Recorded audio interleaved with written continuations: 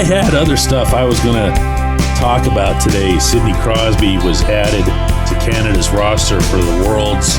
Mike Sullivan did get the Rangers job, as we were talking about on the most recent episode Friday. And tonight is the NHL's draft lottery, and I'm not here to talk about any of that.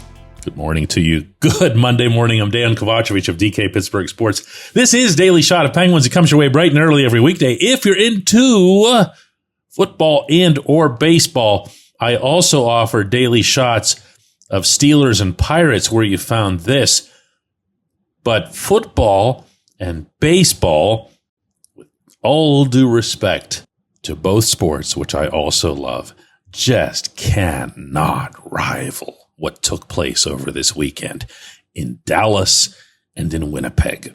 One of the awesome things about hockey and the hockey world and hockey fandom within that is that when you're a fan of the sport, yes, you usually begin by being a fan of your team.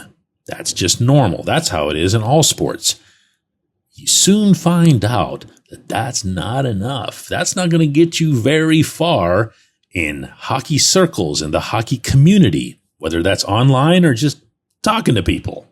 You do it for a little bit, and then some dude will come back at you. But yeah, I'm feeling like Anaheim is lacking depth at the left wing position, organizationally, and we're going to have to see what we can do about possibly engineering a trade with the Ducks.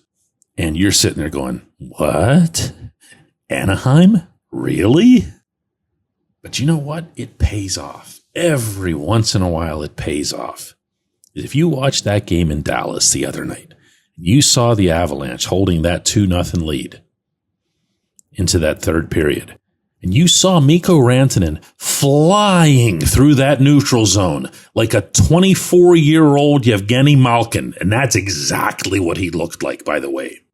Faking Ryan Lindgren out of his skates and then coming around on that wraparound to make it 2-1. And from there, Rantanen getting another goal and then sealing it with the empty netter for the hat trick against the team that insanely traded him when he had no interest in being traded. And to have that happen in Texas, which, yeah, I know the Stars have been there for a while now. They've even won a Stanley Cup, but, it's still hockey in the South, which always can use any additional emotional boost for the next generation.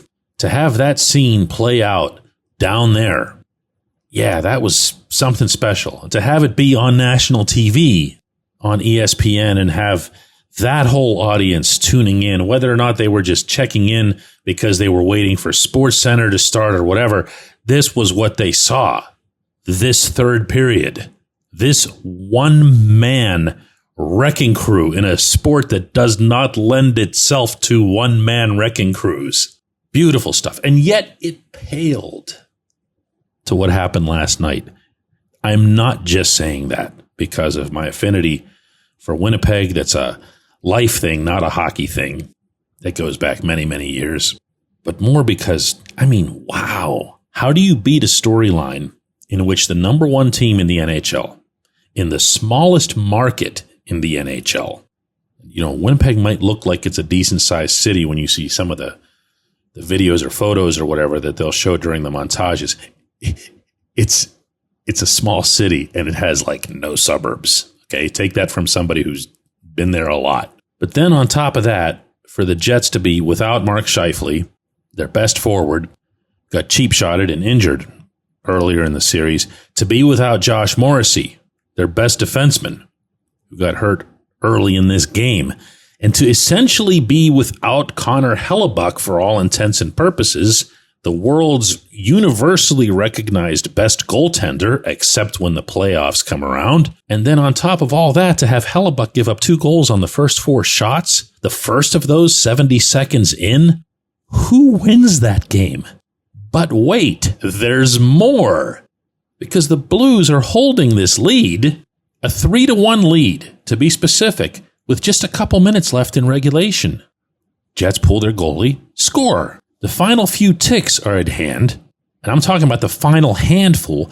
The puck comes back to the left point, where Nikolai Ehlers, who is not a defenseman, instead of just shooting the puck, just getting it to the net, being desperate, appropriately desperate, for some nutty reason, goes lateral with his pass. Yes, I said lateral, and yes, I said pass.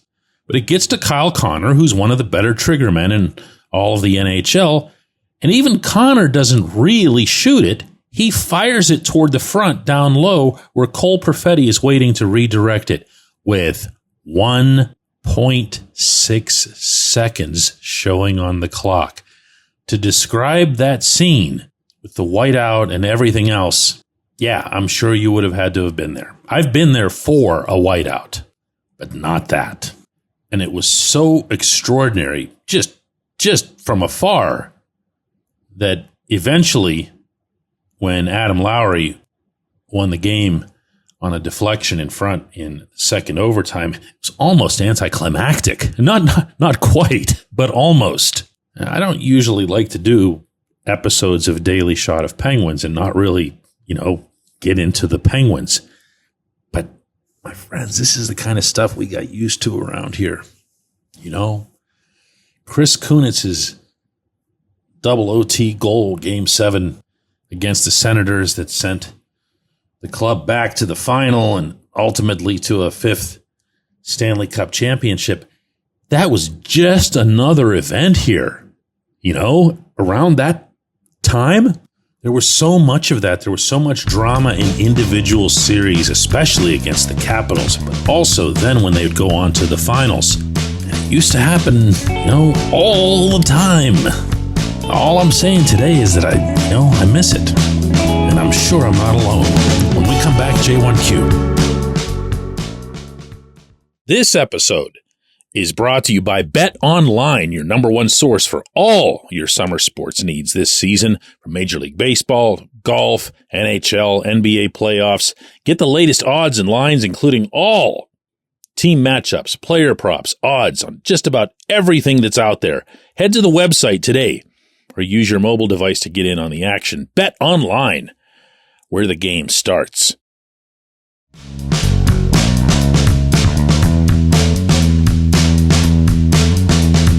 Today's J1Q comes from JC, and it's actually a better question than he might realize. It's good Monday morning, DK. I have a question, and it's a little long, so stay with me, please. On April 18th, Taylor Haas, your beat writer on hockey, reported on your website that Mike Sullivan's intention was to be the Penguins head coach next season. And I'm wondering what happened in the 10 days between that statement and his, quote, mutually agreed upon departure, end quote. Are there tampering rules in the NHL when it comes to head coaches? Is something like this investigated, or am I just wearing a tinfoil hat? The reason I say this might be a better question than even you knew is because I would have answered it very differently about 3 or 4 days ago than I would now. 3 or 4 days ago, I point out what's obvious, what's on the surface, which is that Kyle Dubas flew to Boston, met with Sullivan, fired him. And even though there was a description, and that was the one that Taylor reported, that used the phrasing mutually agreed upon departure, both Taylor and I shared and expressed the sentiment that Sullivan was fired. Okay, so that's one part of what you asked. Now take that and just set it aside. You ask if the Rangers had any contact before that meeting with Dubas. My answer right now is that I don't know. ... But I have heard some stuff.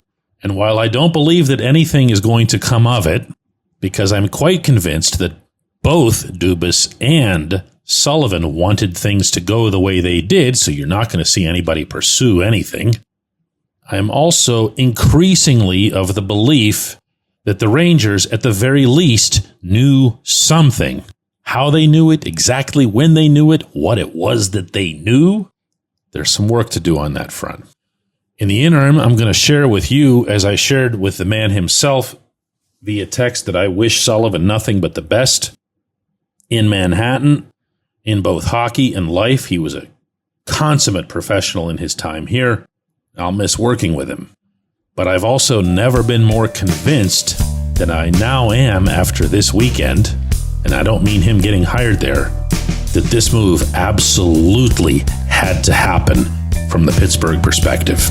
I appreciate the question, JC. I appreciate everybody listening to Daily Shot of Penguins. We'll be back with another one of these tomorrow.